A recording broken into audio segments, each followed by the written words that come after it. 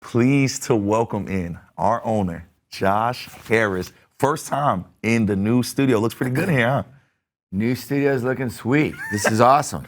Who paid for this? Hey, well, I have to imagine you had something to do with that, Josh. We appreciate it. And Nah, Josh, it looks great. what looks a great. season it's been. It's not just a new studio. There's a lot of new things going on, and what a season it was. Josh, how much fun are you having in this season? You know, new players, new culture, new coach, new front office, and then obviously, to be playing in the NFC Championship game after only this being the first full year and all of the new ownership. I mean, it's amazing, and most importantly, the fans. And Josh, we can't make light of what you have accomplished because you mentioned all of those things, but you guys have done this so quickly. It's been such a quick turnaround. Let's start with Adam Peters. You make the decision to make him your GM. What did you see from Adam Peters this year that made you say, you know what, I made the right decision?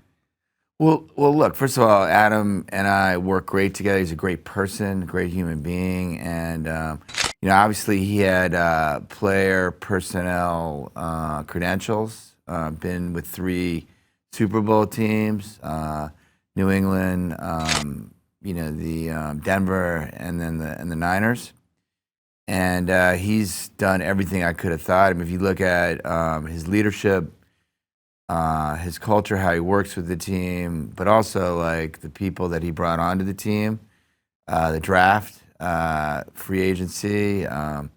He's killed it. So very happy with the job that Adam's doing. He's back at it right now. He's working hard. This is his time, right, to improve the team. So he's doing great. Yeah. Well, one of the first things Adam Peters had to do was find the head coach to lead this team, and he chose Dan Quinn. Both of you guys chose Dan Quinn. After looking at this season, man, how happy are you that you chose Dan Quinn and that's our head coach? DQ. I mean, first of all, can't think of a better motivator, better leader of men. We've all seen him in the locker room, but that's who he is, right? He likes to do hard shit with good people. Love that. I've got a lot of DQ quotes on my wall. So, look, I think Dan has stepped up big time, and it's credit to him. I mean, everyone's, what we accomplished on the field, getting people to play for a team instead of just themselves, and motivating people to like bring it and go to war every week.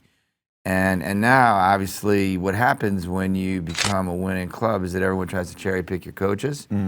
And so far, knock on wood, we're still working, keeping the group together. Yes, sir. Keeping the band together, right? And that's very important with certainly some rookies on the team, certainly Jayden, having the same people around Jayden, and they're all great, right? And, what he was able to do is bring a coaching staff together that might take roles that were below, in essence, in the hierarchy they had before because they want to be part of something special. Yeah.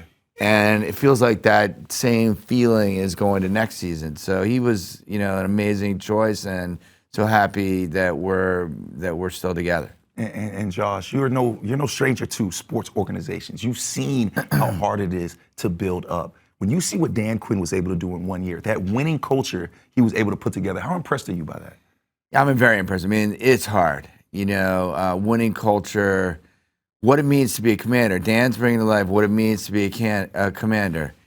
Tough, situationally aware, love football, love your teammates, want to be, winning and making it happen. And I think that that's really meaningful, right? And he's defining our culture. Adam's defining our culture. Certainly the players are embracing it and defining our culture and bringing that to life. And that's special. And in a weird, strange way, the fact that we had to change so much gave us a blank sheet of paper to allow for us to really do something that was championship caliber from the beginning.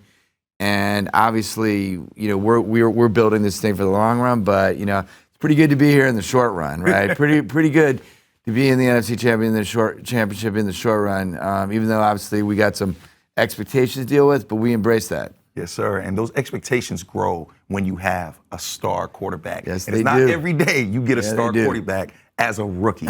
But that's what Jayden Daniels was. He was a star this year. Talk about what you saw from your rookie quarterback and why you're so excited about the future for Jayden Daniels.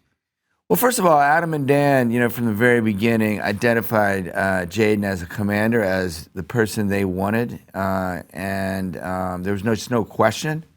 Obviously, we had the second pick, not the first pick, but they were really locked in on Jayden, and Jayden has, proven them right in spades and more. Right? No one expected Jayden, his tireless work ethic. His ability to motivate the team and veterans. It's very hard for someone who hasn't been there and through the hard knocks to motivate people like Frank Louvel and Bobby Wagner and Zach Ertz and all of the other vets. And he is able to gain their respect from day one. And then obviously just his talent. Yes. Who he is, his ability to avoid, getting tackled, his ability to move around, his ability to throw and, hit people. So we're incredibly excited to have Jayden, and we see him being, the anchor of our future. But we need to do our job and put an amazing. It's not just one person. There needs to be an amazing group of people around him, and we're hard at work doing that right now in the offseason. And you mentioned Jayden's ability and his talent, but it's different when you sit and talk to the man face to face. When you have conversations with Jayden Daniels, what impresses you most about this young kid and the way he communicates with not only you, but the team? Just like his humbleness and his maturity. Like he speaks to me in a way that I respect him and want to follow him in terms of what he's about, which is he's about others. He's about things that are bigger than himself. And then also his work ethic. I've always been someone that, I was never the tallest or the smartest, but I always outworked everyone, and Jayden outworks everyone. And so I just, it's, him as a human being. He's an amazing human being. And you talk about that work, so let's talk about you because, the work never stops for you. And we know in the offseason, there's all the speculations, all the things that fans are wanting and needing. But I know that you're excited about some things that you guys are working on for the fan base. Can you talk about that a little bit? Yeah, so obviously we want to keep improving the experience, right? And so we're doing a lot of different things. In terms of here, right, what we want to do is create an environment where players want to be, where coaches want to be. And so you'll see a lot of improvements here in Virginia about, just everything from, the wet areas, the showers, to the weight room, to the indoor football field. You're going to see a lot of different things happening here. And then for the fans, right, and for the stadium, right, new locker room as an example. But for the fans in the stadium, we're gonna be changing a lot of different things and continue to build on what we did last year. So new premium areas. Start to change the upper deck, continue to build infrastructure, and so we sort of had earmarked about $75 million, and that's going to go well above $100 million, and we're going to just keep doing everything we can to create amazing experiences both for our players, our fans, our coaches, and our community. And Josh, that's so important and it's so meaningful to this fan base. And I think we saw that this year when you saw that resurgence of this fan base. You were on the road just like we were on the road. You were at every game and you got to look around and see all those burgundy and gold fans, man. How special was it for you to see the way that the fans embraced the team this season? Yeah, that was almost the most special. I mean, obviously playing the NFC Championship was incredible, but in our first full year. But, just wandering around the away stadiums and the home stadium, obviously, Northwest, but certainly on the road, right, and shaking hands with fans and really seeing, the reawakening of the fan base. And obviously I grew up with Washington football, and I remember what it was like in 1981, 1982 when Coach Gibbs came, and 1991, and I remember all the Super Bowl victories, and I remember that I even go back to the Sonny Jurgensen, Billy Kilmer, George Allen over the Hill gang, right? And I remember on Sundays, everything would stop in the DMV and people would watch football. And now to see that culture reawakening and the meaningfulness of this team to this community is so great and so special.